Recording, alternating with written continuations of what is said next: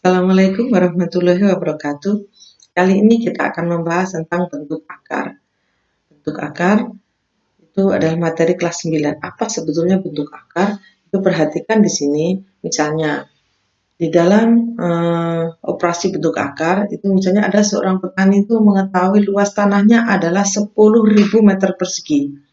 Nah, untuk mengetahui panjang sisinya, jadi petani itu ingin mengetahui sebetulnya panjang dan lebarnya itu berapa kalau luasnya adalah 10.000. Nah, di sini model dari tanah itu berbentuk atau kebun itu berbentuk persegi, maka panjang dan lebarnya adalah sama. Nah, itu kita buat akar. Akar dari 10.000 adalah 100. Artinya apa? 100 kali 100 adalah 10.000. Nah, untuk mendapatkan 100 itu kita operasinya dinamakan akar. Berikutnya, akar pangkat 2 dari suatu bilangan kuadrat itu bisa dituliskan akar dari A kuadrat itu adalah A. Akar dari 16 adalah akar dari 4 kuadrat sama dengan 4. Akar dari 9 adalah akar 3 kuadrat artinya 3. Dan seterusnya. Berikutnya, sifat-sifat bentuk akar. Jadi misalnya akar A kalikan akar B sama dengan ya akar A kalikan B. Contohnya bagaimana? Perhatikan di sini misalnya ada akar 2 dikalikan dengan akar 3 itu berarti hasilnya adalah akar 6.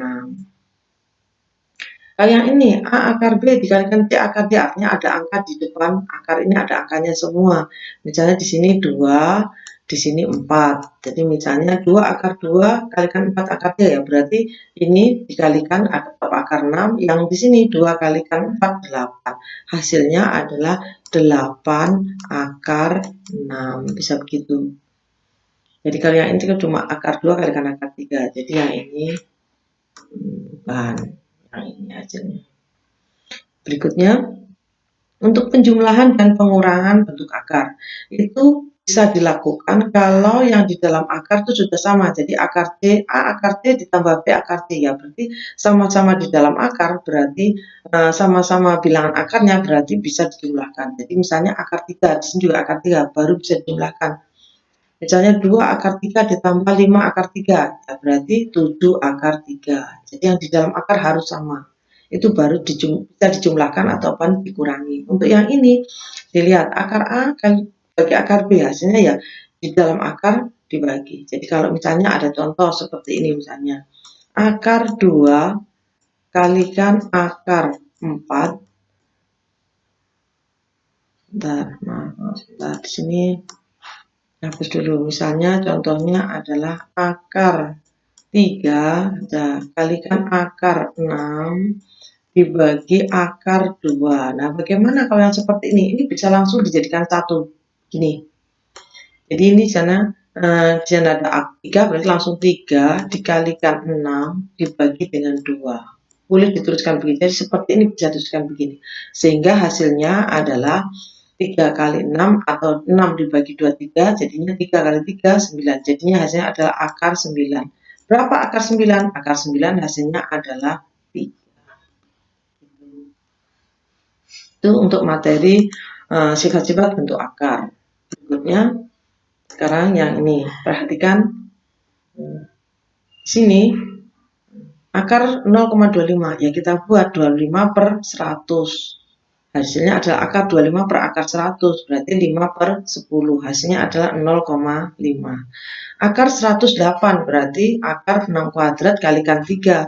Atau bisa juga kita buat ini dibuat pohon faktor. Jadi 108 itu kita buat pohon faktor. Jadi 108 kita faktorkan. Jadi kita bagi dengan 2, hasilnya adalah 54.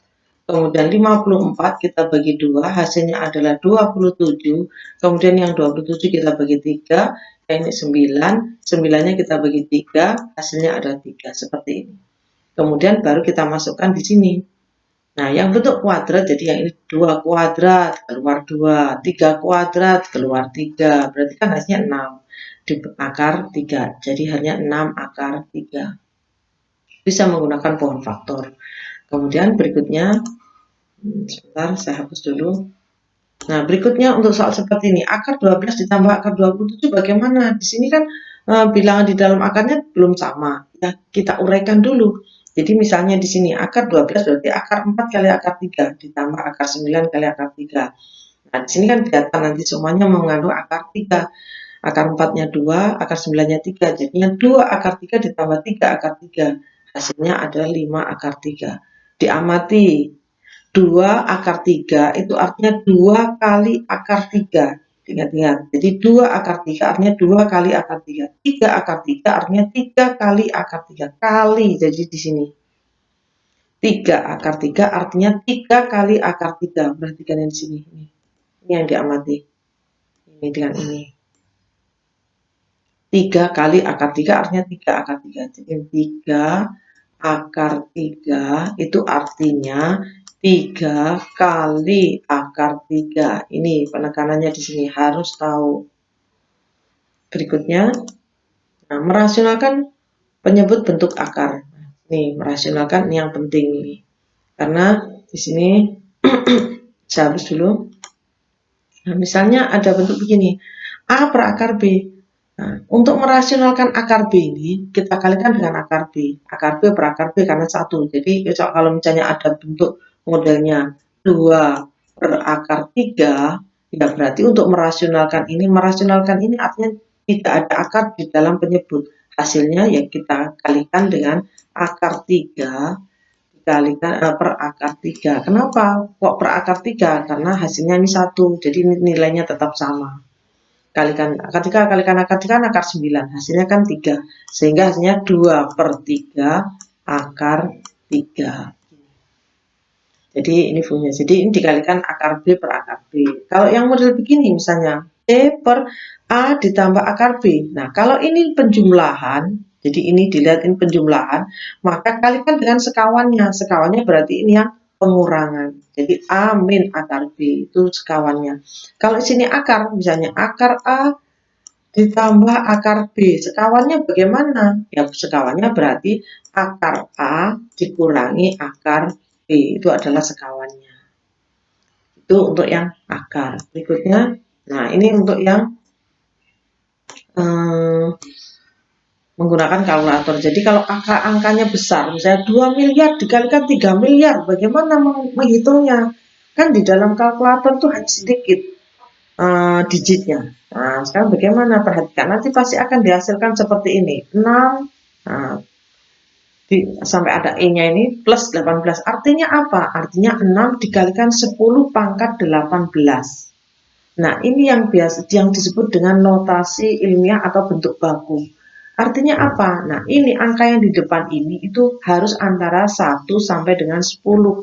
Kalau lebih dari 10 harus dibuat antara itu baru bentuk baku seperti ini misalnya 40. Nah, kalikan, nah, hasilnya ada 10 pangkat 22. Nah, yang depan ini harus antara 1 sampai 10. Jadi tidak boleh 24 kali berapa. Nah, itu bukan bentuk baku kalau 24.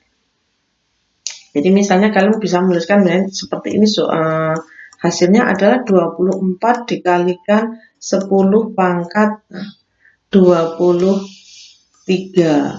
Nah, ini bukan bentuk baku. Yang bentuk baku adalah 2,4 dikalikan 10 pangkat 22.